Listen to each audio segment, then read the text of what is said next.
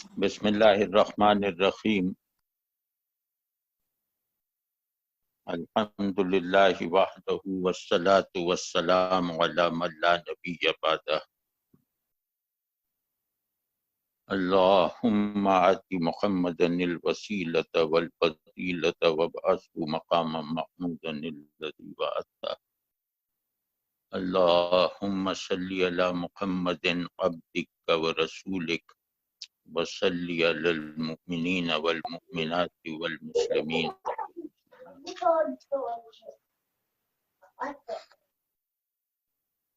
والحمد للہ رب العالمین والعاقبۃ للمتقین والصلاة والسلام علی سید الانبیاء والمرسلین وعلی آلہ وصحبہ اجمعین۔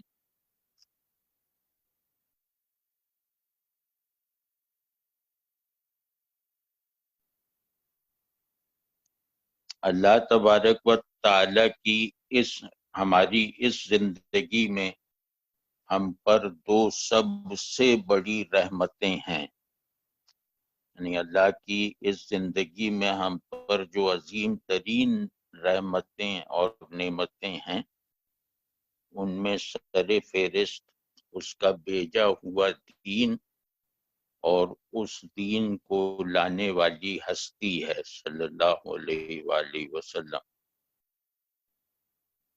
اور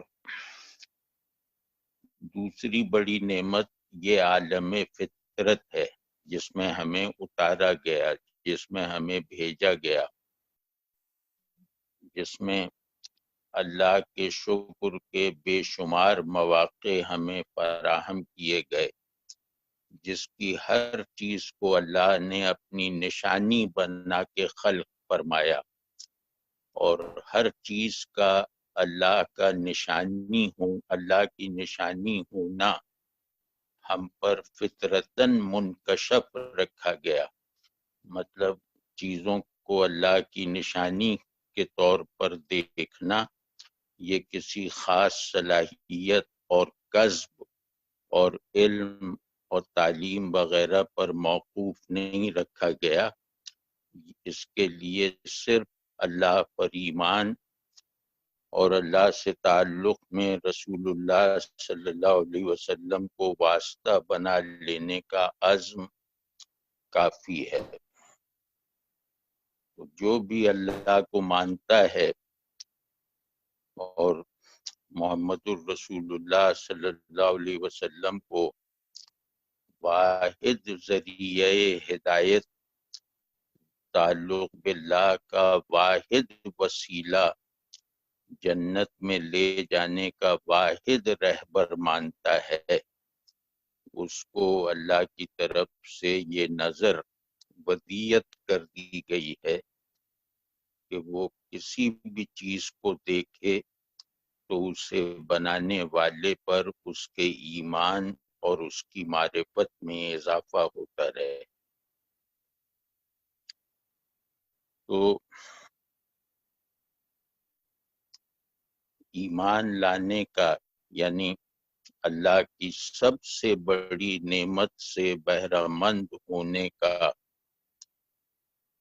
جو ایک فطری اور بہت بنیادی تقاضا ہے وہ یہی ہے کہ ہم اپنے اندر اور اپنے باہر جو کچھ ہمیں دکھائی دیتا ہے، جو کچھ ہمیں سجھائی دیتا ہے، جو کچھ ہمارے خیال اور تصور بلکہ وہم و گمان میں بھی آتا ہے، ہم اس کو اللہ کے ساتھ تعلق میں اضافے یا اللہ کے ساتھ تعلق میں حفاظت کا ذریعہ بنائیں۔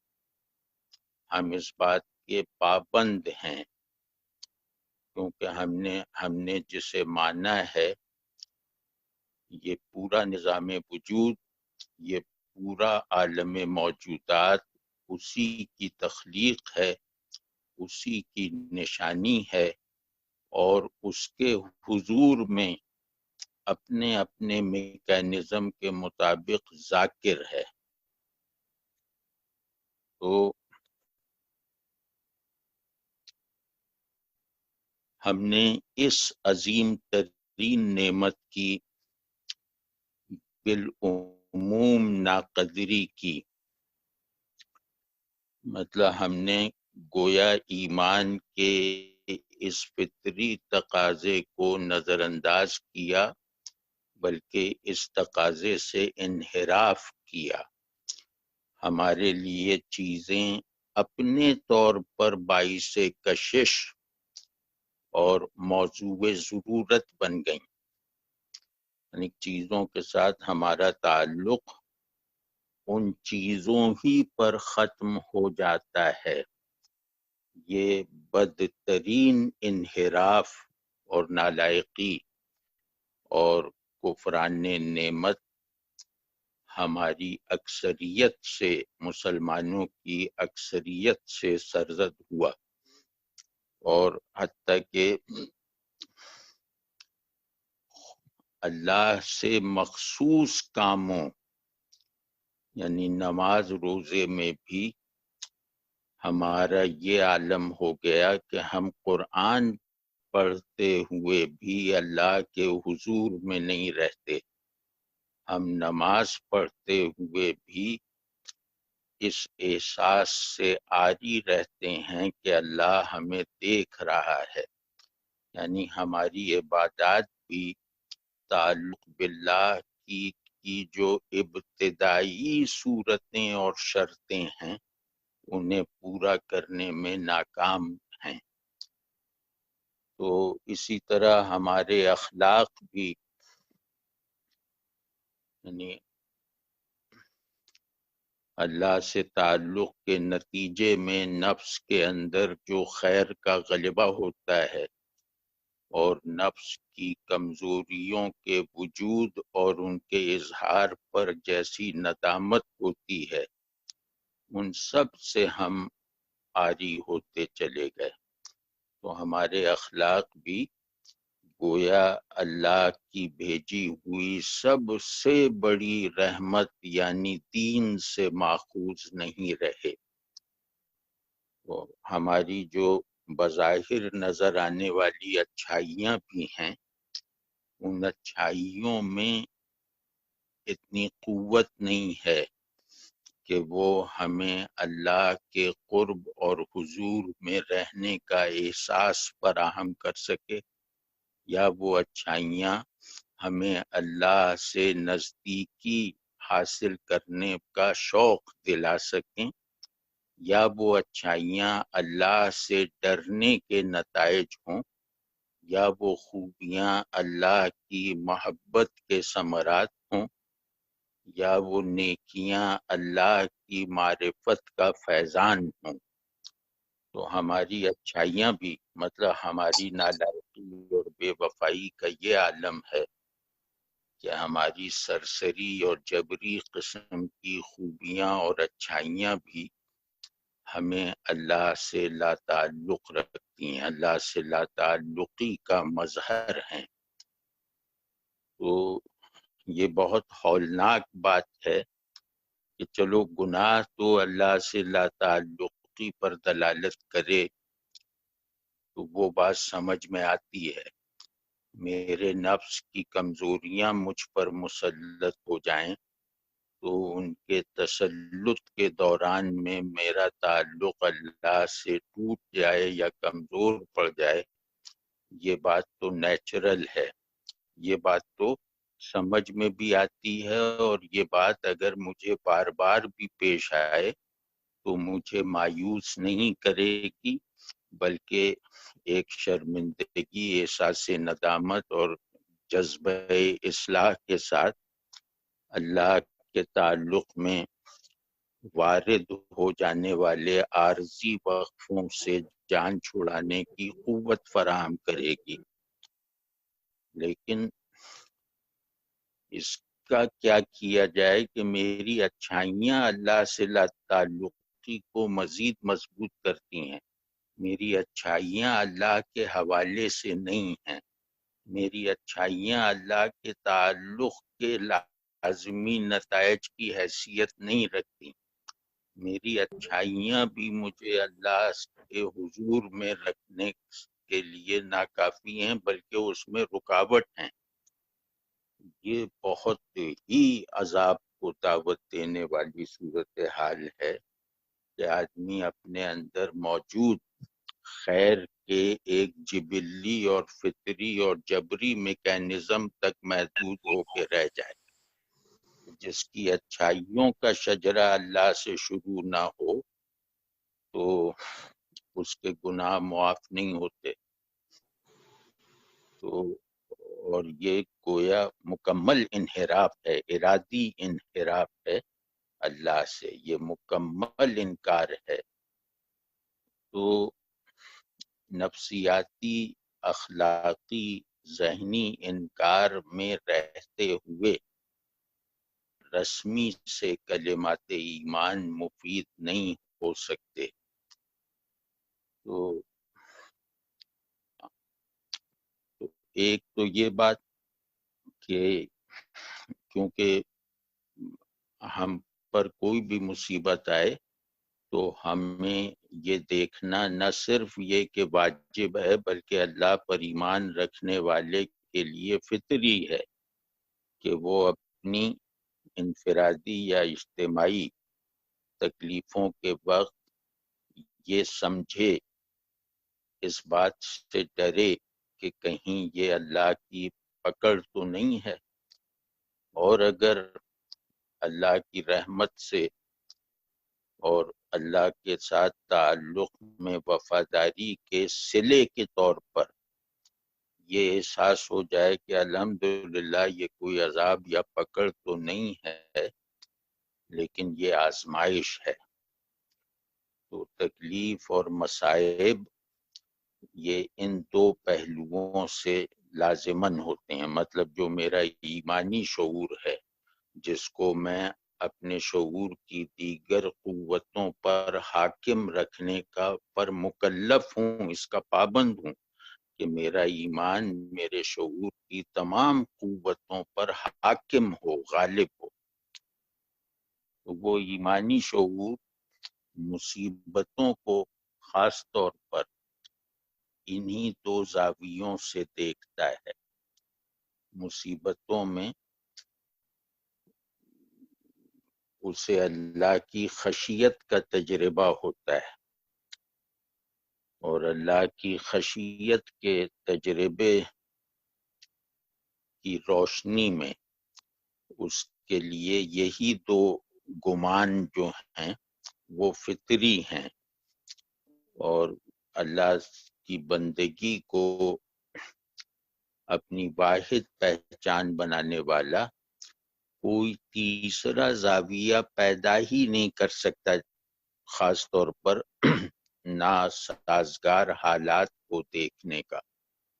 وہ یہی ہے کہ یا تو یہ پکڑ ہے میرے یا ہمارے گناہوں پر، یا پھر یہ آزمائش ہے کہ ہم اپنے اندر موجود کمزوریوں کو جو ہے وہ دور کریں تاکہ تعلق باللہ کا آئیڈیل زیادہ خالص صورت میں، زیادہ قوت کے ساتھ، زیادہ تکمیلی حیت میں عمل میں آ سکے۔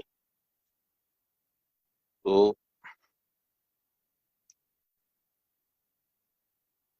موجودہ صورتحال میں بھی ظاہر ہے اب ہم کیونکہ چیزوں کو دینی نقطۂ نظر سے دیکھنے کی عادت چھوڑ چکے ہیں، اور جہاں کلام بھی کرتے ہیں دینی نقطۂ نظر سے تو وہ فتوے ایسی زبان میں کرتے ہیں وہ جیسے نفس میں راسخ ہو جانے والے تیقن اور تجربے کے ساتھ نہیں کرتے، وہ خالی خولی لفظوں میں ہے بس۔ یعنی اللہ سے تعلق کے کچھ مخصوص کلمات ہیں، ایمان کے کچھ مخصوص لفظ ہیں، ان کو رٹتے ہیں، ان کو دہرا دیتے ہیں موقع بموقع، اور یہ نہیں سمجھتے کہ ان لفظوں کو ان کے مطلوب معانی کے ساتھ ادراک اور اظہار میں نہ رکھنا ان لفظوں کی ادائی کو سبب عذاب بنا سکتا ہے. تو عجیب طرح کی صورتحال ہے کہ دنیاوی باتوں سے تو اللہ غیر حاضر ہے ہی، اب ہماری اکثر دینی ایکٹیویٹیز سے بھی اللہ غیر حاضر ہو گیا ہے. استغفر اللہ ربی من کل ذنب.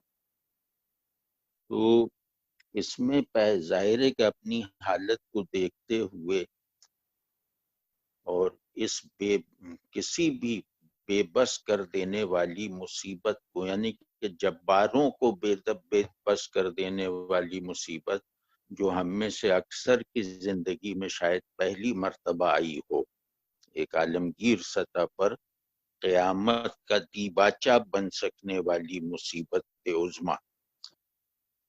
تو اس مصیبت میں ظاہر ہے کہ یہ آزمائش نہیں ہے. آزمائش اس طرح بالعموم نہیں آتی. آزمائش یونیورسلائزڈ حالت میں نہیں ہوتی. آزمائش کچھ تحدیدات کے ساتھ اور زیادہ تر انفرادی انداز کی ہوتی ہے. تو اس میں تو انفرادیت وغیرہ سب فنا ہو گئی.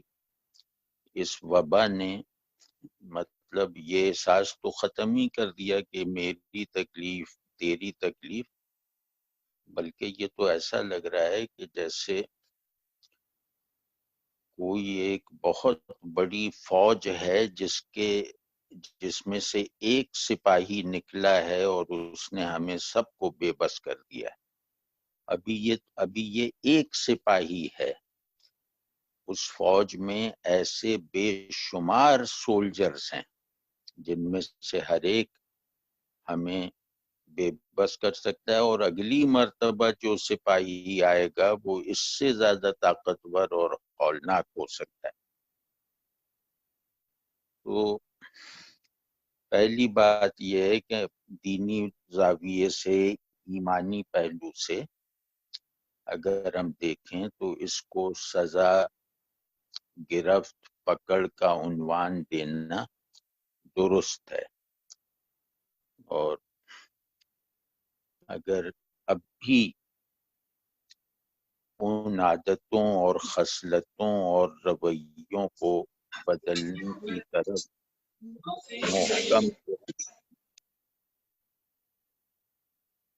محکم ارادہ نہ کیا تو یہ جیسے قیامت کا ایک سازینہ ہے نا، اس کے پہلے کچھ ساز بجیں گے، اس کے بعد وہ قیامت آئے گی.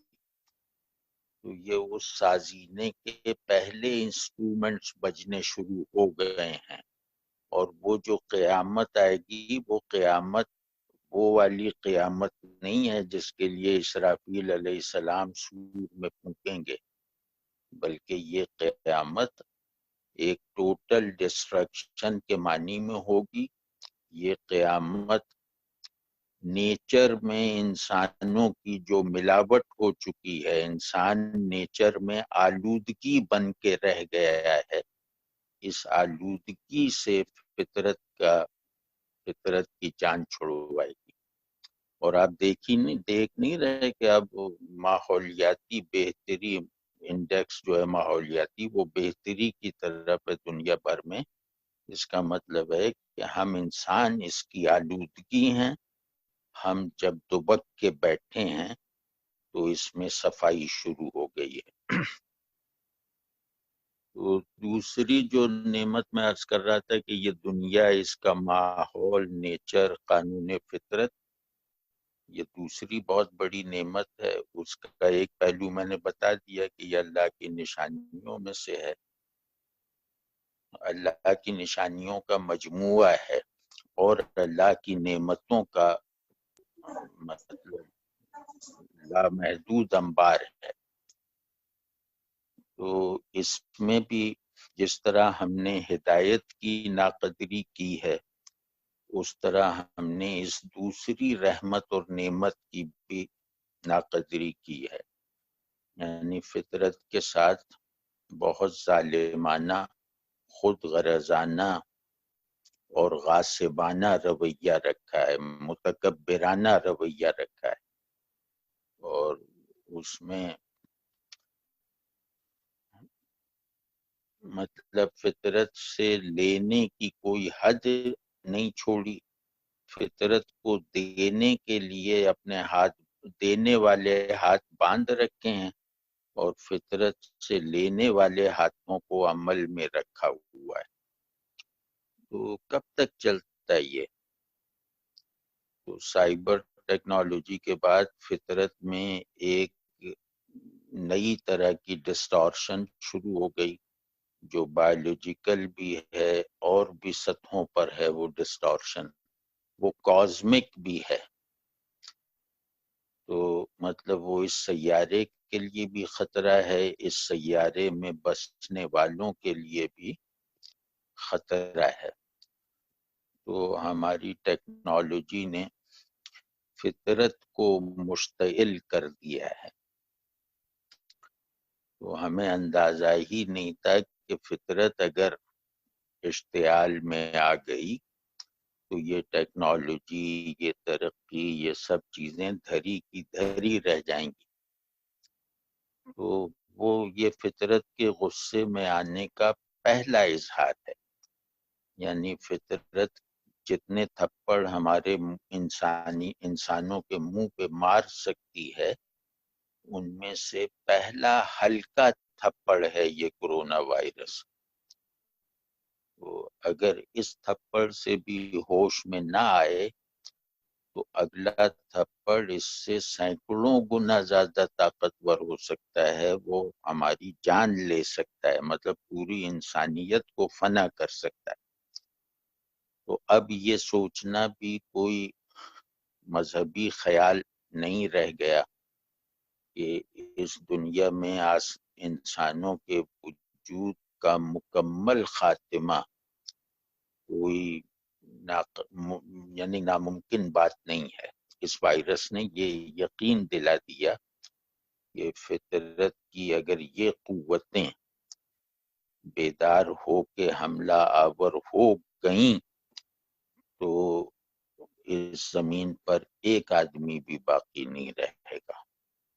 تو یہ بات اب گویا ایک جیسے امپیریکل تیقن کے ساتھ ہم کہہ سکتے ہیں، یعنی مطلب مشاہدے کی تائید کے ساتھ کہہ سکتے ہیں۔ تو دوسری ہم نے فطرت کو مسخ کیا۔ ظاہر ہے کہ جو ہدایت کی قدر نہیں کریں گے انہیں فطرت کی کیا قدر ہوگی۔ تو ہم نے ہدایت کو بھی اپنے اوپر غیر مؤثر رکھا، تو اس ہدایت کی بے تاثیری کی وجہ سے ہمارا فطرت کے ساتھ تعلق درست بنیادوں پہ رہ ہی نہیں گیا۔ مطلب اللہ سے تعلق نہ ہو تو کوئی نظام تعلق قائم نہیں ہو سکتا۔ ہر نظام تعلق بالآخر فساد میں بدلے گا، انتشار میں بدلے گا، یہ اللہ نے دکھا دیا۔ تو ان دونوں پہلوؤں سے انسانوں نے اور خاص طور پہ مسلمانوں نے جس ناشکری اور سنگین غفلت کا رویہ کم از کم 2 صدیوں سے اختیار کر رکھا ہے، آج اس زہریلے پانی، اس زہریلے درخت کا پہلا پھل کھانا پڑ رہا ہے، اور وہ درخت ایسے پھلوں سے لدا پھندا ہوا ہے، مطلب یہ اس کا پہلا پھل ہے جو ابھی ہم نے کھایا ہے، اور بے شمار پھل اس کو لگے ہوئے ہیں جو بس گرنے کے انتظار میں ہیں۔ تو اب اس میں سے فطرت کے غضب سے بچنے والی صلاحیتیں تو ہم میں نہیں ہیں، وہ تو فطرت کو دشمنی پر آمادہ کرنے والی جو بڑی طاقتیں ہیں وہ دیکھیں گی، اور ہم اگر اس طرف متوجہ بھی ہوئے تو اپنے گھر کے آنگن کی طرف کی سطح پر، اپنے لان کی سطح پر، اپنے محلے کی سطح پر، اپنے شہر میں 2 4 6 درخت لگا دینے کی حد تک اس میں اپنا کردار ادا کر سکتے ہیں. لیکن جو اس کا پہلا جز ہے، جو حقیقی جز ہے، وہ ہے ہدایت کو انڈو کرنا، ہدایت کو اپنے اوپر اثر انداز ہونے کا کوئی راستہ فراہم نہ کرنا. تو اس کی سزا ظاہر ہے ملے گی. اور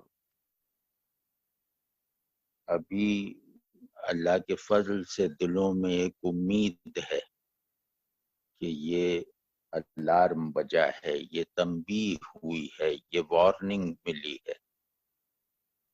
تو لیکن لگتا یہ ہے کہ یہ لاسٹ وارننگ ہے ہدایت کے پہلو سے. یہ لگتا ہے کہ یہ آخری تنبیہ ہے. اس کے بعد ہمارا وہی حال ہوگا جیسے اس مرتے ہوئے نافرمان کا ہوتا ہے جس سے نزع میں توبہ کرنا یاد آئے. تو پھر توبہ کا دروازہ بھی بند ہو جائے گا. اللہ نہ کرے، اللہ نہ کرے، اللہ نہ کرے. تو لگ یہی رہا ہے کہ اب اس کے بعد یا تو نئی زندگی ہے یا پھر نزع کا دور ہے جس میں توبہ قبول نہیں ہوتی. تو ابھی سے مطلب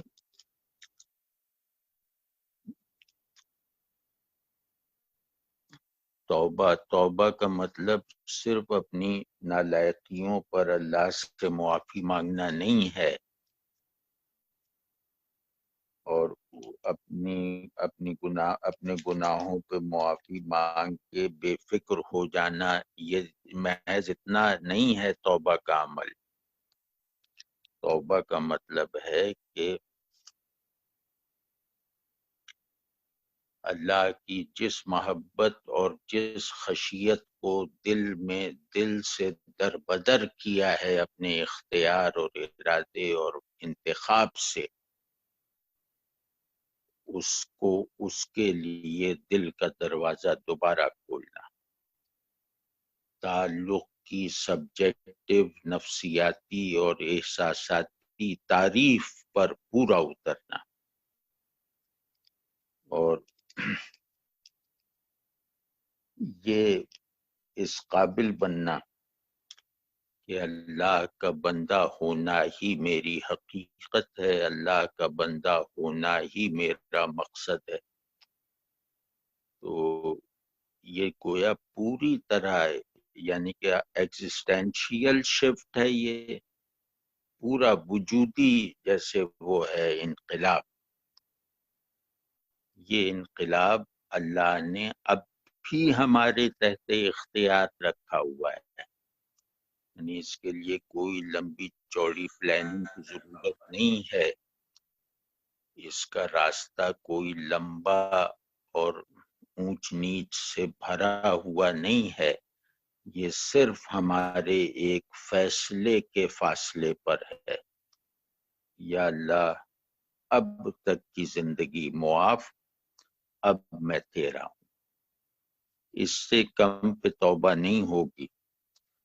یا اللہ تو نے اپنا بنایا تھا، میں نے تجھے اپنا بنانے سے گریز کیا. یا اللہ اس گریز پہ توبہ کرتا ہوں، اب میں تیرا اور صرف تیرا. تو یہ عزم موجب عمل بنے، پروڈکٹیو بنے، میری شخصیت کی واحد کنڈیشن بنے، تب یہ توبہ ہے. پھر اس کے بعد ٹھیک ہے مجھ سے غلطیاں ہوتی رہیں گی، گناہ ہوتے رہیں گے. وہ سب گناہ جو ہے وہ اللہ کی طرف سے میری قبولیت کے سائے میں ہوں گے، اور وہ میری بندگی کے جذبے میں اضافہ کریں گے. مطلب سچا بندہ وہ ہے جس کا گناہ بھی اس کے لیے مفید ثابت ہو. ہماری تو نیکی ہمارے لیے مفید نہیں ہے، تو گناہ کاہے کو مفید ہوگا. تو گناہ بھی اللہ والا بن کے ہوتا ہے، تو کیونکہ اللہ کی ایک خاص طرح کی معرفت ہے جو غلطی کے بعد میسر آتی ہے، جس کے لیے غلطی کا ہوتا رہنا ضروری ہے۔ تو لیکن یہ کہ پہلے ہم اس پہچان کے حامل تو بنے نا، جس پہچان کے حاملین کی غلطیاں بھی انہیں اللہ کا مقرب بننے میں مدد دیتی ہیں۔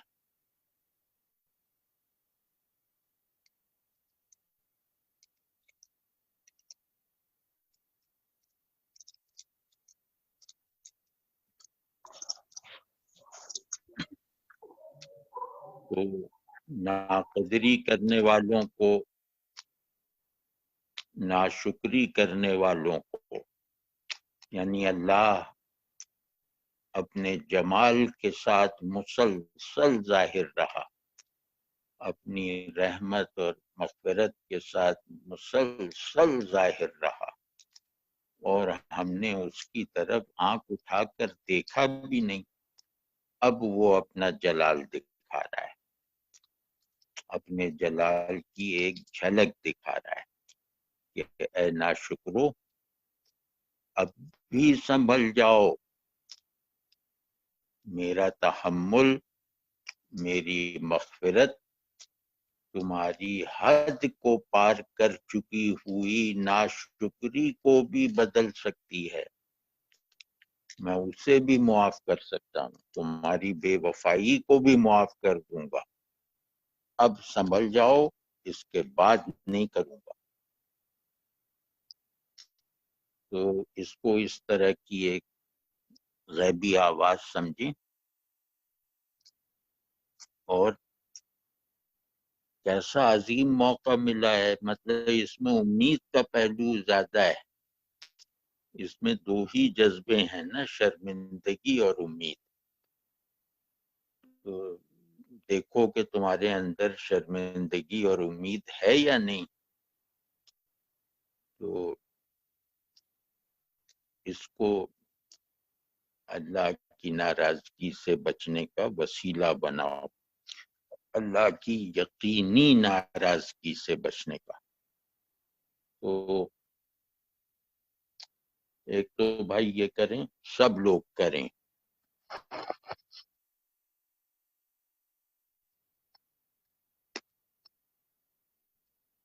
یہ بندے کامل بننے کی دعوت نہیں دے رہا، بندے صادق بنو۔ یہ کیسے ہو سکتا ہے کہ تم پیسوں کے ساتھ صادق ہو، تم اپنے عہدے کے ساتھ صادق ہو، تم اپنے خواہشات کے ساتھ صادق ہو، اللہ کے ساتھ کیوں نہیں صادق؟ تو اب بھائی، اب لگتا یہ ہے، اللہ مجھ پر بھی رحم فرمائے، میرے گناہ بھی معاف فرمائے، لگتا یہی ہے کہ یہ آخری موقع ہے،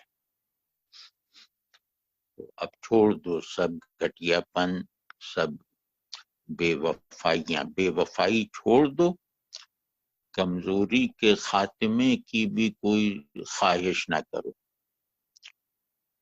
تمہاری کمزوریاں جو ہیں وہ تمہیں بہت بڑی بڑے حساب کتاب سے نکال دیں گی، بس اللہ کے وفادار بن جاؤ، اللہ کی محبت اور خشیت کو بالکل فطری احساسات و جذبات کی طرح محسوس کرنے کی قابلیت پیدا کرو، تو پھر ٹھیک ہے، پھر نماز قضا ہو گئی، جب آنکھ کھلے پڑھ لو، کہیں جھوٹ بول دیا بس معافی مانگ لو، جھوٹ جس سے جھوٹ بولا ہے اس سے بھی معافی مانگ لو، اللہ سے بھی معافی مانگ، ادھر ادھر کچھ لغزشیں ہوتی رہیں، جو منصوبہ بندی کے ساتھ غلطیاں نہ ہوں، استراراً غلطیاں ہوتی رہیں گی، ظاہر ہے جب تک ہم زندہ ہیں ہم سے گناہ ہوتے رہیں گے، تو لیکن یہ امید تو ہو کہ ہم جس کے ہیں وہ ہماری غلطیوں کو بھی باعث اجر بنا دے گا، ایسے تو بنو نا.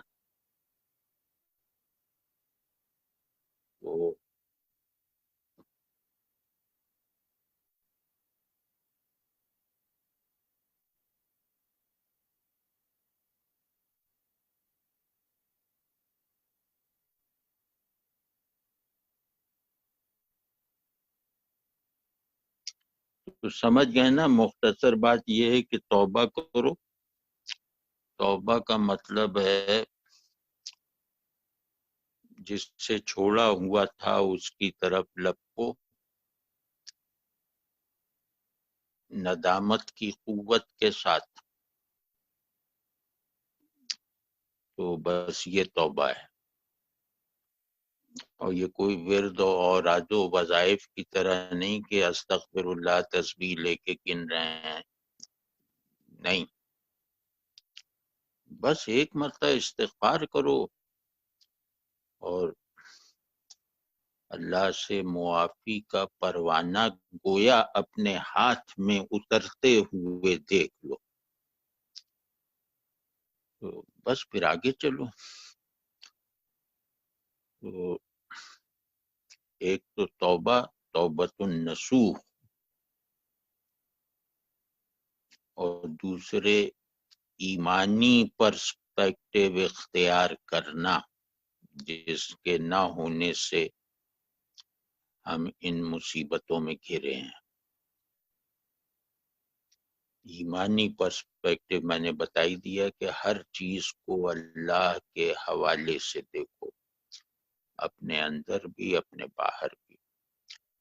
ہر چیز کا آخری مفاد، ہر کامیابی، ہر نعمت کا آخری مفاد مفاد اخروی ہونا چاہیے. یعنی میں بہت سارا پیسہ محنت کر کے کما لوں تو اس پیسے کا عارضی مفاد تو دنیاوی ہے، لیکن اس کا ایک مستقل یقینی مفاد ہونا چاہیے، وہ اخروی ہے. جن جن نعمتوں سے میرے نفس کی جائز طور پہ تسکین ہوتی ہے، اس تسکین میں یہ پہلو غالب ہونا چاہیے کہ اللہ بھی میری خوشی پر خوش ہے، اللہ بھی مجھے حالت تسکین میں دیکھ کر مسکرا رہا ہے. تو وہی خوشی خوشی ہے جس میں اللہ کے خوش ہونے کا اعتبار ہو. تو بس اس پہ کھڑے ہو جاؤ کہ میرا اصل مفاد اللہ کو راضی کرنا ہے، میرا اصل مفاد آخرت میں ظہور کرے گا. اور یہ اللہ کی رحمت ہے کہ میرے عارضی مفادات بھی پورے ہو رہے ہیں، اور ان عارضی مفادات کو محض ایک ذہنی اینگل دے دینے کے نتیجے میں اللہ دائمی مفاد بھی مجھے عطا فرمائے گا، یعنی بلا کسی محنت کے. تو ہر چیز کو اللہ کے حوالے سے دیکھو، ہر چیز کے ساتھ تعلق کو اللہ سے تعلق میں مددگار بناؤ، اور جہاں بھی اللہ سے دوری کا شبہ ہو جائے، جس تعلق میں اللہ سے دوری کا شبہ ہو جائے، اسے نہ توڑنا ایک کافرانہ فعل ہے.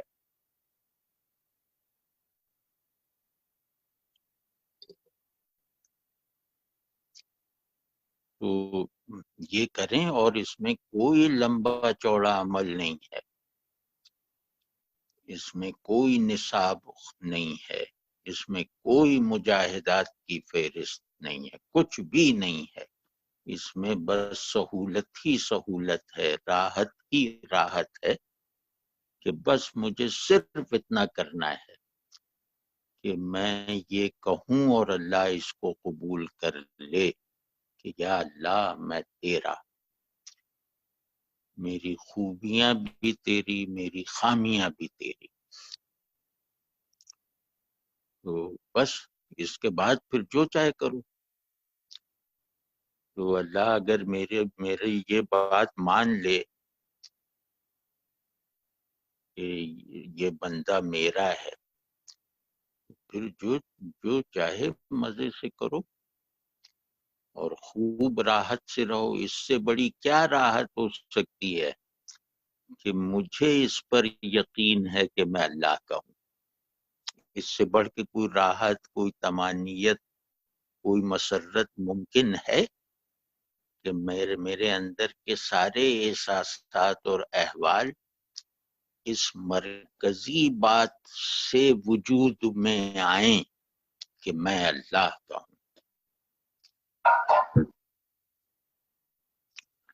تو اس کو کرو بھائی، اس میں مطلب خود کو ڈھیل نہ دو۔ یہ تو بالکل جیسے سامنے رکھی ہوئی پلیٹ ہے، اس پلیٹ تک ہاتھ پہنچانے کی طاقت پورے جسم سے مفلوج آدمی کو بھی حاصل ہے۔ تو یہ کرو تو پھر انشاءاللہ تکلیف بھی لذیذ ہے اور راحت تو ہے ہی۔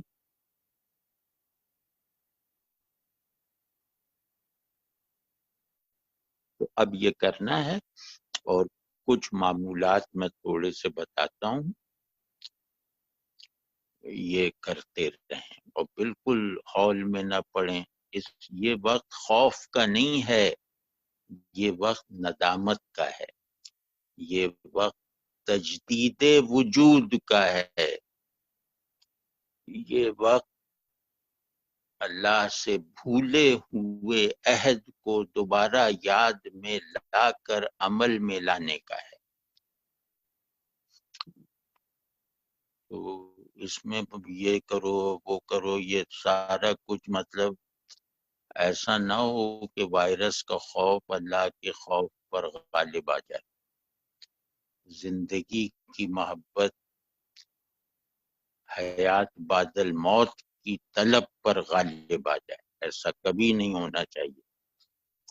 تو وہ سب نہیں ہوگا انشاءاللہ، بالکل نہیں ہوگا اگر ہم یہ کر لیں کہ یا اللہ آپ کے ہیں۔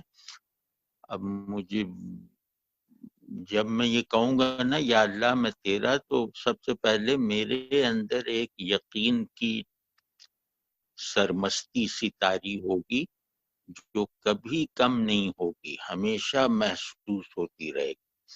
تو وہ اللہ نے چاہا تو ایک اچھا شگون اور ایک اچھی علامت ہے کہ اللہ نے مان لیا۔ پھر اس تیقن کے ساتھ میرے اعمال اللہ کے احکام کے ساتھ عاشقانہ فرما برداری کا تعلق پیدا کر دیں گے۔ دوسرا ثبوت یہ ہے کہ اللہ کا حکم بوجھ نہیں ہے، بلکہ اللہ کا حکم بہت شیریں ہے، اس پہ عمل نہ کرنا ناگوار ہے، اس پہ عمل کرنا خوشگوار ہے۔ بس بہترین ہے، یہ دو چیکس اپنے آپ پہ لگا دیں تو توفیق اللہ ہی دے گا۔ اللہ میری سچی نیت پہ بس توفیقات اللہ کی ہیں۔ تو ورنہ اس دور کو غفلت سے گزارنے والا اللہ کی مہر ضلالت کا مستحق ہو جائے گا، پھر قلب پہ مہر لگ جائے گی، اللہ نہ کرے، اللہ نہ کرے، اللہ نہ کرے۔ تو ایک تو یہ جیسے ہوتا نہیں کہ ایک غیرت مند آدمی کو یاد آ جائے کہ میں نے اپنے محبوب سے، اپنے معبود سے، اپنے مالک سے بے وفائی میں زندگی گزار دی اب تک کی، تو اس کے اندر کیسا جذبہ اور کیسی شرمندگی پیدا ہو، وہ ہونی چاہیے، وہ آپ کو محسوس بھی ہونی چاہیے، اور وہ آپ کے عمل سے دکھائی بھی دینی چاہیے، وہ آپ کے رویوں سے ظاہر بھی ہونی چاہیے، وہ آپ کی ترجیحات سے ریفلیکٹ بھی ہونی چاہیے۔ وہ سب ہوتا رہے گا، بس اس بنیادی شرط پوری کر دیں۔ تو کوئی وہ نہیں وظیفے وظائف اور یہ کھولے بیٹھے ہیں، وہ تسبیح پھیرے جا رہے ہیں۔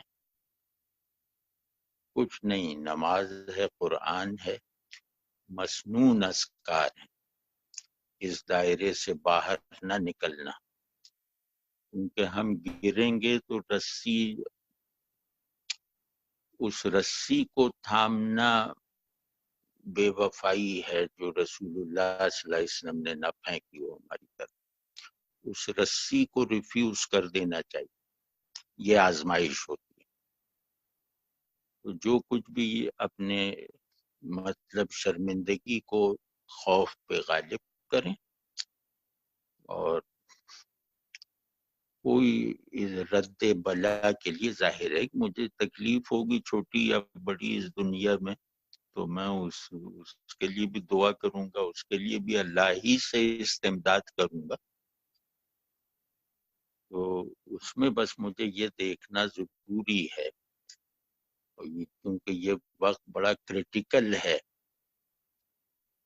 تو اس میں بس ایک شرط اپنے اوپر لگا دیں کہ اس بلا سے نکلنے کا کوئی بھی عمل جو کروں گا اس کا مسنون ہونا ضروری ہے،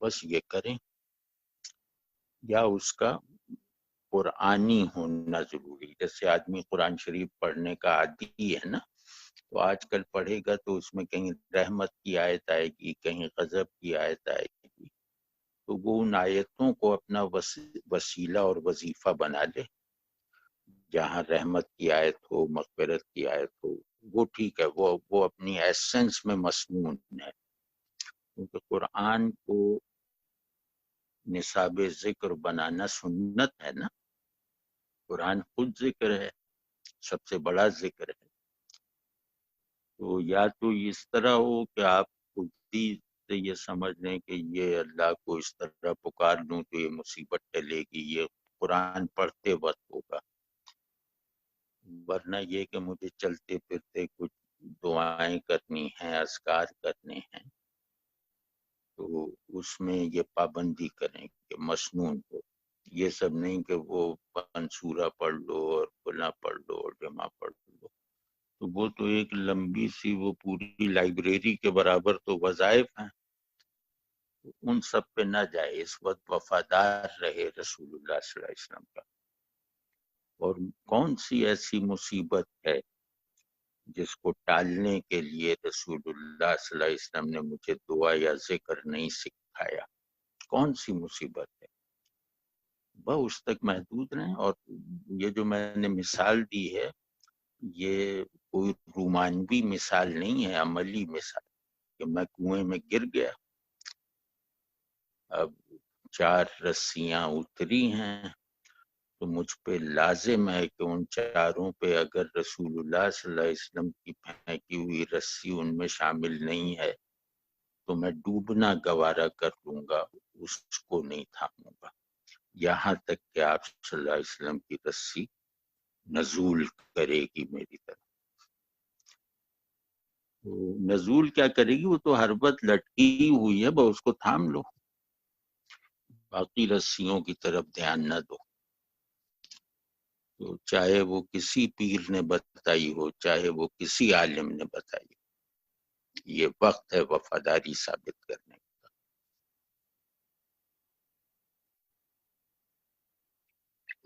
تو سمجھے نا کہ کچھ جب بھی کوئی بھی شخص آپ سے بتائے کہ یہ کر لو، تو اگر آپ کو خود نہیں معلوم تو اس سے پوچھیں کہ کیا یہ مسنون ہے، یہ ضرور کیجئے گا، اور بتانے والے کے بارے میں کوئی برا گمان نہ لائیے گا، کیونکہ وہ بھی خیر خواہی میں بتا رہے ہیں، تو یا ان کی بتائی ہوئی چیز میں بھی کوئی درستی ہو سکتی ہے کسی تعویل سے، لیکن یہ موقع تعویل کے ساتھ اختیار کا نہیں ہے، یہ بالکل واضح ہونا چاہیے، کیونکہ جب واضح چیزیں، واضح علاج موجود ہے تو مبہم علاج کی کیا ضرورت ہے؟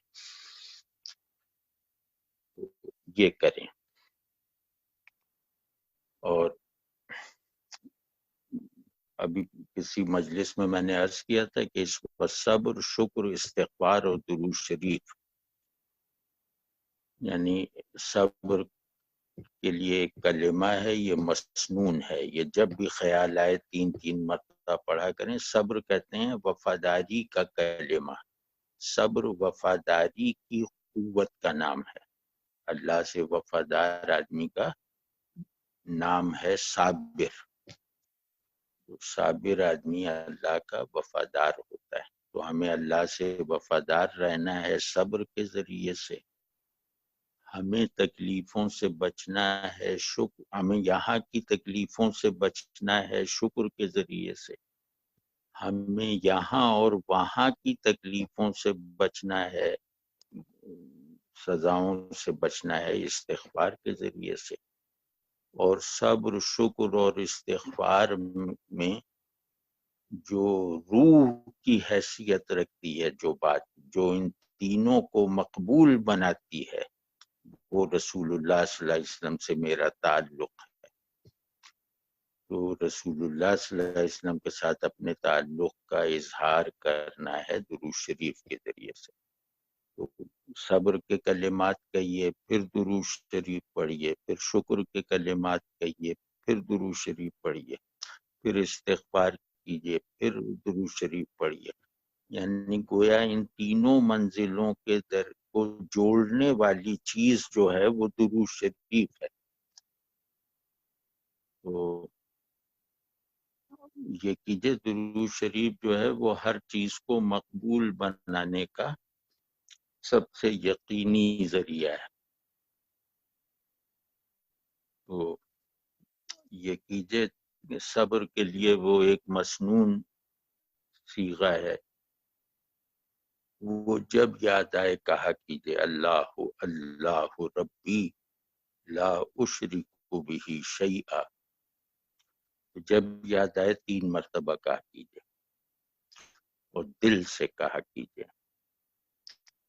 اسی طرح شکر کا جو بھی مسنون کلمہ ہے یا اپنی زبان میں شکر ادا کرتے رہیے، اسی طرح استغفار مسنون صیغوں میں بھی کرتے رہیے، اپنی زبان میں بھی کرتے رہیے، اپنے عمل سے کرتے رہیے، نماز میں کرتے رہیے۔ تو بس ان میں رہیے، اور تمام اذکار کے ساتھ مناسبت پیدا کرنے کے لیے سب سے معاون عمل ہے نماز۔ یعنی نماز میں ان اذکار کی تکرار کریں، تو نماز کی برکت سے ان اذکار میں زندگی دوڑ جاتی ہے، ان اذکار سے نسبت باطنی حاصل ہو جاتی ہے۔ تو اس طرح کر لیا کریں، ایسی نفلیں پڑھ لیا کریں کہ جس میں یہ رکوع و سجود وغیرہ میں مختلف ارکان صلاۃ میں ان کلمات کی تکرار کریں۔ تو یہ کریں، لیکن اوور ریلیجس ایٹیٹیوڈ اختیار نہ کریں، کیونکہ اب گھروں میں ہیں، اب اللہ کرے کہ جلدی یہ پابندیاں ہٹیں اور سارا ماحول صاف ہو جائے۔ تو گھر میں رہنا ہے توبہ کے ساتھ، شکر کے ساتھ، صبر کے ساتھ، صبر مطلب وہ والا وفاداری کے ساتھ، اور رسول اللہ صلی اللہ علیہ وسلم کی محبت کے ساتھ، اور پھر اس کے بعد گھر والوں کو یا دوستوں کو، جو بھی اہل تعلق ہیں، ان کو خوش رکھنا ہے۔ تو بچوں کے ساتھ کھیلیں، کچھ لوگ گھر میں ہو سکتا ہے ڈرے ہوئے ہوں، کچھ ڈپریسڈ ہوں، کچھ پریشان ہوں، انگزائٹی میں ہوں، ان کو نکالیں۔ کچھ جن چیزوں کو تفریح کہا جاتا ہے وہ تفریحی ایکٹیویٹیز بھی گھر میں کریں، کیونکہ گھر والوں کے ساتھ خالص تفریحی عمل کرنا سنت ہے۔ تو وہ سب کریں، ایک خوشی کا ماحول رکھیں، خوشی، روشنی اور حرارت، یعنی خوشی کی ٹھنڈک، اللہ سے تعلق اور رسول اللہ صلی اللہ علیہ وسلم سے محبت کی حرارت۔ اور ذکر کی روشنی. تو اس کو ذرا گھروں میں رکھیں، اور بہت زیادہ وہ سب نہیں کہ تسبیح لیے گھوم رہے ہیں، منہ بنائے پھر رہے ہیں، ہر وقت دینی اصطلاحوں میں بات کر رہے ہیں، لوگوں کو ڈرا رہے ہیں. یہ سب نہ کریں. بس وقت پہ جو کرنا ہے وہ کیجئے. گھر والوں کو بھی تھوڑا تعلیم کیجئے کہ تم بھی یہ کر لو. پھر اس کے بعد یہ کہ کوئی کھانا بنانا سیکھ لیجئے، کچھ اس طرح کی تفریحی ایکٹیویٹیز گھر میں کیجئے. تو انشاءاللہ اللہ دوسروں کو خوش کرنے والی ایکٹیویٹیز پہ بہت خوش ہوتا ہے. تو تفریح بھی ایک ذریعہ ہے اللہ کو خوش کرنے کا.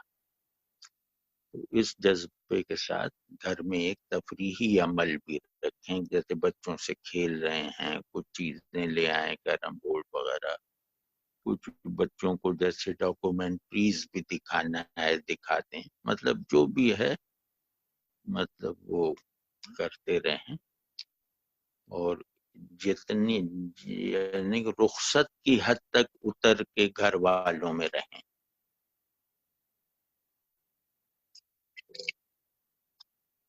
تو بس اللہ ہم سب کو اس حفظ و امان میں رکھے جس کے نتیجے میں دنیا میں بھی عافیت رہتی ہے اور آخرت میں بھی سلامتی یقینی ہے. ایک دوسرے کی خبر رکھیں. تمام نفلی اعمال پہ اس وقت ترجیح ہے ضرورت مندوں کی مدد کی کوشش کرنا. تو اس میں بھی ذہن دوڑاتے رہیں. گھر میں کام والے ہیں، فرض کیا بعض لوگوں نے اپنے گھر کے کام کرنے والی لڑکیوں کو، عورتوں کو نکال دیا ہے، مطلب گھر آنے سے منع کر دیا ہے. بہت جگہوں پہ میں نے سنا ہے. تو اللہ کا شکر ہے ہمارے جو جاننے والے ہیں وہ تو انہیں تنخواہیں وغیرہ دے رہے ہیں، بلکہ اور بھی ان کی خبر گیری میں مبالغہ کر رہے ہیں. وہ بڑے مبارک اور سعادت مند لوگ ہیں. جو نہیں کر رہے وہ اس طرح کریں اور کام آئے لوگوں کے. اس کو بہرحال بھائی کیجئے، آپس میں بھی رابطے میں رہیے، ایک دوسرے کی خبر گیری کرتے رہیے. کسی کو کوئی ضرورت پیش آئے، کسی کو کسی طرح، یہ بھی ایک ضرورت ہے نا کہ ایک رابطہ خود لوگوں کو پر اعتماد رکھتا ہے. دوست آپس میں رابطے میں رہیں تو ان کی پریشانی کم ہوتی ہے. تو اس طرح آپس میں رابطے میں رہیں، خوشگوار باتیں کریں، امید والی باتیں کریں. لیکن ان سب کے مرکز میں اللہ کی یاد دہانی کا عمل جاری رہے.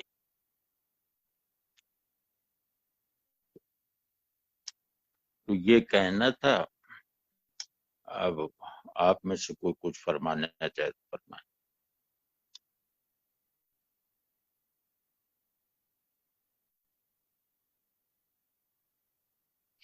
ایک بات پوچھنی تھی جی. یہ کہا جاتا ہے کہ مسلمانوں کا طرز عمل یہ ہے کہ جب کافروں میں کرونا آیا تو کہا کہ جی اللہ کا عذاب ہے، اور جب مسلمانوں میں آیا تو اب کہہ رہے ہیں کہ جی آزمائش ہے. تو یہ منافقت ہے مسلمانوں کی. یہ جملہ سننے میں آ رہا ہے. ہاں یہ جملہ ٹھیک ہے، یہ ٹھیک ہے، کیوں مسلمان بالکل ڈسکنیکٹڈ ہیں، ڈس انٹرسٹڈ ہیں. تو یہ جملہ ہمیں اپنے اوپر ٹھیک ہی مان لینا چاہیے، اس میں ہماری بہتری ہے. تو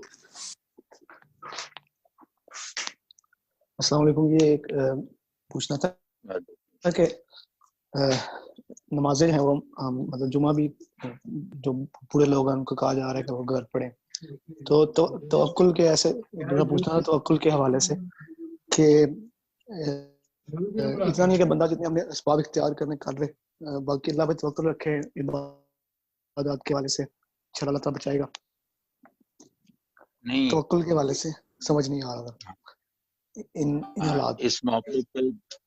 اس موقع پہ جو حفاظتی تدابیر بتائی جا رہی ہیں نا، ان کی پابندی کریں، اور ان کی پابندی کے ساتھ اللہ پہ توکل کریں۔ اللہ کو آزمانا تھوڑی ہے، اللہ پہ توکل اللہ کو آزمانا تھوڑی ہوتا ہے۔ تو جو بھی قانون بن رہا ہے اس کی پابندی کریں۔ ٹھیک ہے،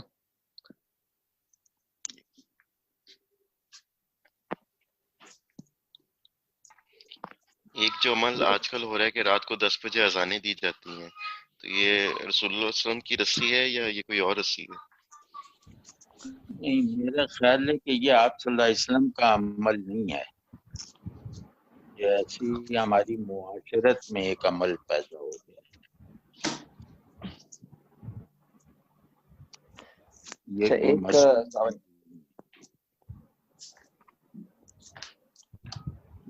جی ایک سوال یہ پوچھنا تھا کہ چونکہ انسانوں پر ایسے وائرسز اور اس طرح کی جو پینڈیمکس ہیں یہ ماضی میں بھی ہوتے آئے ہیں، اور اس سے سیکھنے کے عمل کی وجہ سے یا جو اپنی انسان جو آج کا ہے وہ اس طرح دیکھتا ہے کہ ہمیں اب پہلے سے پتا ہے کہ ہم نے کس طرح اس کو کنٹرول کرنا ہے اور کیسے اس کی ویکسینیشن تیار کرنی ہے اور اس میں سے باہر آ جانا ہے۔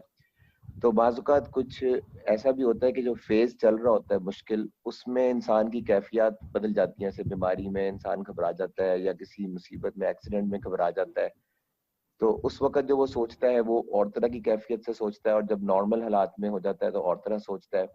اور جو غیر مسلم ہے وہ تو اب چونکہ خدا کو مانتے ہی نہیں ہیں، تو وہ تو ایسے واقعات کو یعنی جب تک اس پہ قابو پا سکتے ہیں وہ اس کو اسی تناظر میں دیکھتے ہیں کہ یہ ایک واقعہ ہے جس کو وہ ہینڈل کر لیں گے ایونچولی، اور پھر دنیا واپس نارمل روٹین پہ آ جائے گی اور پھر آگے سے آگے سفر چلتا رہے گا۔ تو ایسے موقع پر ہم کس طرح سے اپنے آپ کو فٹ دیکھیں گے پوسٹ پینڈیمک جب پیریڈ آئے گا، اور ہم نے جو جذبے اور جو عہد کیے ہوں گے اپنے ساتھ اور ایک زندگی کو تصور کر کے خاص طرح کے انداز سے، تو اس پر جو اثرات مرتب ہوں گے پوسٹ پینڈیمک پیریڈ میں، اس کو ہم کیسے ڈیل کریں گے ایز اے مومن، ایز اے مسلم؟ نہیں، ڈیل کیا کرنا، اسے برقرار رکھنا ہے۔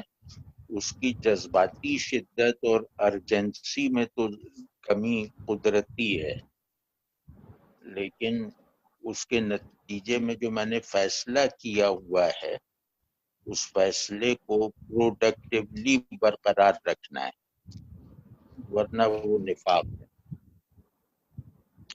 یہ فطری بات ہے کہ آدمی پریشانی میں زیادہ شدت تاثر ہوتی ہے، اور وہ پریشانی خیریت سے گزر جائے تو اس شدت تاثر یا الرٹنس میں کمی آ جاتی ہے۔ لیکن کمی آنا تو ٹھیک ہے، اس کا غائب ہو جانا برا ہے۔ یعنی ممکن ہے کہ آج میں استغفار رو رو کے کر رہا ہوں، توبہ رو رو کے کر رہا ہوں، دعائیں رو کے کر رہا ہوں، نفلیں بھی بہت ساری پڑھ رہا ہوں، تو اس سے خیریت سے گزر جاؤں تو وہ نوافل چھوٹ جائیں اور اس طرح کے جذبات دعا میں اور استغفار میں کمزور پڑ جائیں، تو یہ قدرتی بات ہے، یہ ہر ایک کے ساتھ ہوگا۔ لیکن یہ کہ میں استغفار کا موقف چھوڑ دوں، میری نمازوں میں جو بہتری آئی ہے اس بہتری کو مینٹین رکھنے کی میں کوشش نہ کروں، یہ بری بات ہوگی اور یہ ایک طرح کا نفسیاتی نفاق ہوگا۔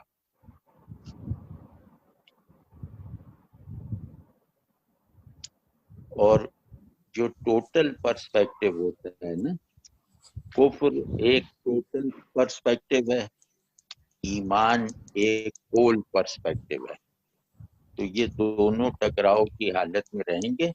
تو یہ چیز کوٹ نہیں کرنی چاہیے کہ وہ یہ سمجھتے ہیں، وہ اپنے پرسپیکٹیو میں سمجھتے ہیں، ان کا وہ پرسپیکٹیو ہماری نظر میں غلط ہے، اور ان کے غلط ہونے پر اللہ کی بھیجی ہوئی کتاب وضاحت سے شاہد۔ تو میرے لیے بس اتنا کافی ہے کہ اللہ نے مجھے جس تناظر میں چیزوں کو دیکھنے کا پابند ٹھہرایا ہے میں اس کی خلاف ورزی نہ ہوں۔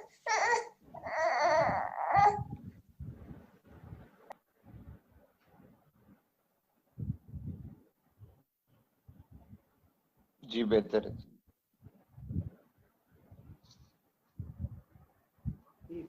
السلام علیکم. لوگوں نے آج کل کے حالات کو قیامت کے حالات کے قرب قیامت کا وقت آ گیا اور اس طرح کی چیزیں شیئر کرنی شروع کی ہوئی ہیں. آپ کے نظر میں کیا وقت ہے؟ یہ تو میں نہیں سمجھتا، مطلب مجھے نہیں معلوم کہ میرا یہ سمجھنا صحیح ہے یا غلط.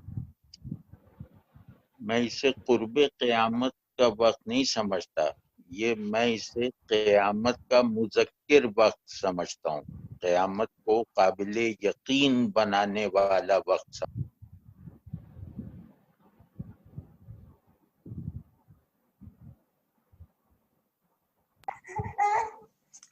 اچھا یہ ایک چھوٹا سا پوچھنا تھا کہ کچھ لوگ مطلب اسباب کے حوالے سے بہت زیادہ اوور ایمفسس کر رہے ہیں کہ اتنی احتیاط کرنی چاہیے، اتنی احتیاط کرنی چاہیے. ایسا لگتا ہے جیسے مطلب یہ انسین ہے، وہمی ٹائپ انسان ہوتا جا رہا ہے. تو اس طرح یہ بھی ٹھیک نہیں ہے، مطلب وہمی ہوتا جا رہا ہے. یعنی اتنی زیادہ احتیاط، مطلب تو اتنی زیادہ احتیاط بھی درست تو نہیں ہے، مطلب توکل کے خلاف ہے.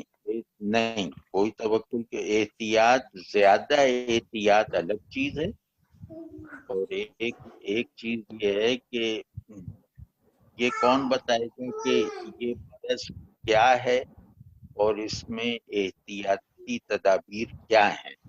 یہ ظاہر ہے کہ وہ ڈاکٹرز بتائیں گے. تو معالجوں کی، ماہرین کی بتائی ہوئی تدابیر کو اختیار کرنا یہ خلاف توکل نہیں ہے. میں احتیاط کر رہا ہوں تو میں مرنے کو سے بھاگ نہیں رہا.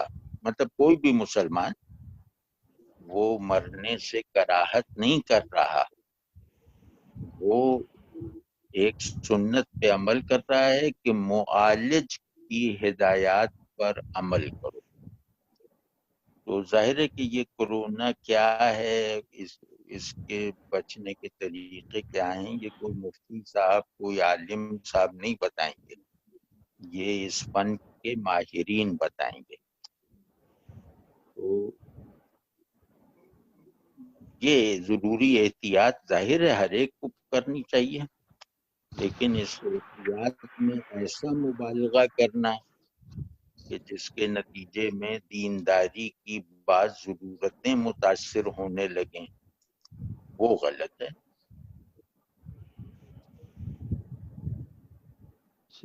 جاوید صاحب یہ ایک سوال سا تھا کہ جو ابتدائی گفتگو میں آپ نے فطرت کے حوالے سے فرمایا تھا، تو مجھے ایسا لگ رہا تھا کہ جیسے اس میں کچھ غلط فہمی شاید کسی کو ہو سکتی ہے سننے والے کو، جیسے آپ نے فرمایا تھا نا کہ یہ فطرت کا انتقام ہے یا فطرت کے ساتھ جو کھلواڑ ہم نے کیا ہے گویا اس کے نتائج ہیں. تو مطلب ہم تو ظاہر بات ہے کہ فطرت کو کوئی انڈیپینڈنٹ چیز تو نہیں سمجھتے نا. ہم تو جس طرح لا تصب الدہر ہے یا لا تصب الریح ہے کہ زمانے کو برا نہ کہو یا ہوا کو برا نہ کہو، یا اللہ کی رحمت اور اس کے عذاب کو لے کر آتی ہے. تو بس مجھے لگ رہا تھا کہ جیسے اس بات سے کوئی غلط فہمی ہو سکتی ہے کہ جیسے فطرت کو ہم کوئی انڈیپینڈنٹلی کوئی ایک وجود سمجھتے ہیں جو خود سے مؤثر ہے. تو اللہ تعالیٰ ہی ہے نا جو سب میں مؤثر ہیں، وہی اس کے حوالے سے کر پائیں. ہاں نہیں، وہ ظاہر وہ اچھا کیا یہ کہہ دیا کہ اللہ کے قانون ہدایت اور اللہ کے قانون فطرت کی بات دونوں اللہ ہی کے ہاتھ میں ہے، دونوں اللہ ہی کے بنائے ہوئے قوانین ہیں. صحیح. تو ہدایت کی ناقدری کرنا اور اس کی بنائی ہوئی دنیا کے نظام کی ناقدری کرنا، ان میں خلل ڈالنا، اس پر گرفت اللہ ہی کی طرف سے ہوتی. ظاہر ہے کہ مؤثر تو تنہا وہ ہی ہے. حضرت ایک عرض کرنی تھی، بھائی فرما رہے تھے کہ بھی وہ یعنی احتیاط بہت زیادہ کرنا شاید ٹھیک نہیں ہے، مطلب ان کو لگ رہا تھا. اصل میں اس میں احتیاط صرف اپنے آپ کو نہیں دوسروں کو بچانے کے لیے بھی ہے، کیونکہ وائرس کا پتہ نہیں ہے کہ کس کے اندر ہے اور ابھی ایکٹیو نہیں ہوا. تو اس کے دونوں پہلو ہیں. یہ بھی ذرا ذہن میں رکھیں کہ آپ لوگوں سے دور رہ کے اپنے آپ کو صرف نہیں بچا رہے، آپ دوسروں کو بھی بچانے کی کوشش کریں. تو یہ انشاءاللہ خیر خواہی کا پہلو سامنے رہے گا تو شاید یہ زیادہ دل کو تسکین دے. ہاں بہت اچھا ہے، بہت اچھا ہے. ہاں جن صاحب نے سوال پوچھا تھا وہ یہ جواب سن لیں. ٹھیک ہے. السلام علیکم. یہ میں نے سوال پوچھنا تھا کہ جس طرح آج کل جو لوگ ہیں وہ مطلب کافی زیادہ مطلب خوف زیادہ ہیں وائرس کی وجہ سے، ان کو اس کی ٹینشن لگی ہوئی ہے، تو اس میں لوگوں کو یہ احساس دلانا کہ بھی کہ آپ مطلب یہ ایک مختصر سی زندگی، عارضی زندگی ہے جس کے بارے میں پہلے سے بھی بتایا گیا کہ بھی مصیبت آئے گی تو اس کے بعد مطلب یہ مصیبت آتی ہے تو اللہ تعالیٰ دو راحتیں بھیجتا ہے، مطلب یہ مصیبت آئے گی تو آسانی بھی آئے گی، اور ایک عارضی سی زندگی ہے اس کے لیے اتنے ایک مصیبت آئی ہے تو اس پہ اتنا خوف ہے. تو جو آخرت کی زندگی ہے جس کے بارے میں ایک عالم دین کو سن رہا تھا، وہ کہا تھا کہ آخرت کی زندگی انسان کے اوپر 50,000 احوال آنے والے ہیں، مطلب جنت یا جنوں میں جانے سے پہلے ایک وقت آئے گا کہ جب انسان کا جو ہے وہ فیصلہ ہوگا، مطلب بدی اور نیکی اور برائی کے پلڑا ہوگا، وہ ایک مرحلہ ہوگا کہ ایک پولیس رات سے گزرنا ہے. تو لوگوں کو یہ سمجھانا کہ بھی کہ مطلب لوگوں کے احساس کو اس طرف ڈائیورٹ کرنا کہ یار کہ اس وقت اس اتنی خوف میں ہو تو وہ جب وقت آئے گا تو آپ کی مطلب کیا خوف ہوگا. تو مطلب اس خوف کو فکر آخرت کے خوف میں مطلب ان کو احساس کو لے کے جانا، تو یہ صحیح ہے. ہاں بہت صحیح ہے، بہت صحیح، بہت اچھا. تو صحیح ہے. اس میں یہ تھا کہ میری پچھلے دنوں میرے ایک دوست سے ان سے بات ہو رہی تھی، مطلب اتنے زیادہ دیندار نہیں ہے، مطلب ٹھیک ہے. ان سے بات ہوئی، وہ کچھ بیمار تھے تو کہتے ہیں میں بڑا ٹینشن میں ہوں، کرونا وائرس سنی مجھے ہو گیا. تو اس طرح سے میں نے ان کو بتایا کہ ان کو میں نے اس طرح کی یہ بات کی کہ بھی کہ آپ ٹھیک ہے مطلب جو بھی تحقیق بھی کریں، آپ علاج کروائیں، لیکن آپ مطلب اتنا بھی خوف میں ہے نا تو آخرت کا بھی خوف کریں. تو مجھے آگے سے کہتے رہی آپ میں پہلی ٹینشن میں ہوا، مجھے اور ٹینشن دی جا رہے ہیں. اس کو ایک عام سی بات سمجھیں، اس پہ ان پہ کوئی فیصلہ نہیں ہوگا. عام سی بات ہے. ظاہر ایک آدمی ویسے ہی ڈرا ہے، اس کے سامنے جہنم کا ذکر چھیڑ دیا جائے تو یہ تو اس پہ مزید وہ خوف میں اضافہ کرنا ہے. ٹھیک ہے یہ، لیکن اصولی بات یہ ہے کہ ہر ڈر کو فکر آخرت کا بیج بنانا چاہیے. یہ اصولی بات. ٹھیک ٹھیک. جزاک اللہ. السلام علیکم. وعلیکم السلام. میں نے آپ سے یہ عرض کرنا تھا کہ کچھ مسجدوں میں وائرس سے احتیاط کے طور پر نا جماعت میں بھی وقفہ دے کے نماز پڑھی جا رہی ہے اور سنت کو چھوڑا جا رہا ہے. تو میں نے آپ سے پوچھنا تھا کیا یہ ٹھیک ہے؟ ہاں ٹھیک ہے. وہ وہاں جو رہتے ہیں وہ پڑھا کریں، لیکن یہ کوئی گناہ نہیں ہے. اور میں اپنی طرف سے اگر جواب دوں کہ محلے میں اگر کوئی مسجد ایسی ہو جہاں جماعت نہ ہو رہی ہو کسی بھی نماز کی، تو اس میں 2-3 آدمیوں کو محلے سے جا کر مسجد کو آباد رکھنا چاہیے.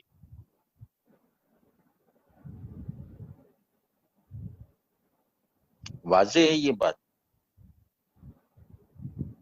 جی ٹھیک ہے.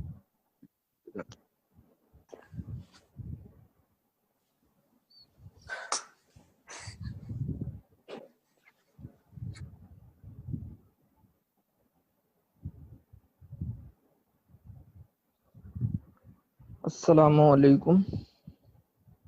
وعلیکم السلام. جی حضرت یہ پوچھنا تھا کہ جو بھی مصیبت آتی ہے انسانوں پر یا مومنوں پر، اب اس کو دو طرح سے بھی دیکھتے ہیں ہم لوگ کہ جو بھی تکلیف آ رہی ہے وہ اہل اسلام پر بھی آ رہی ہے اور غیر مسلمانوں پر بھی آ رہی ہے. تو اس طرح کا بھی لوگوں کا رویہ ہے کہ غیر مسلمانوں پر، جیسے امریکہ میں اب بہت تیزی سے جو ہے یہ بہت ہی زیادہ ہو گیا ہے، تو اس پہ ایک خوشی کا یا اس طرح کا رویہ بھی رکھتے ہیں مسلمان، رکھ رہے ہیں اگر کچھ، تو ایسا رکھنا کیسا ہے؟ بہت بری بات ہے، بہت سنگ دلی ہے. جی کہ چونکہ وہ کفار ہیں تو وہ اگر اس عذاب میں مبتلا ہو رہے ہیں اور ہلاک ہو رہے ہیں تو یہ ایک صحیح چیز ہو رہی ہے. نہیں، یہ کہنا یہ سب بری بات ہے. یہ بہت بری بات ہے. یا تو ہم ان سے حالت جنگ میں ہوں اور کوئی ایسی غیبی نصرت آئے جو صرف انہیں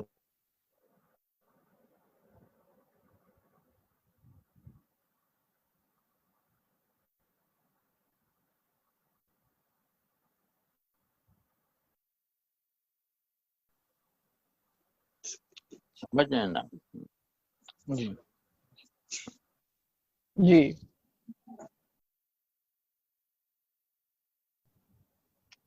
تو پھر ٹھیک ہے بھائی, سب لوگ دعائیں کریں, سب لوگ مطلب بس اب آپ بہتر سمجھتے ہیں کیا کرنا چاہیے.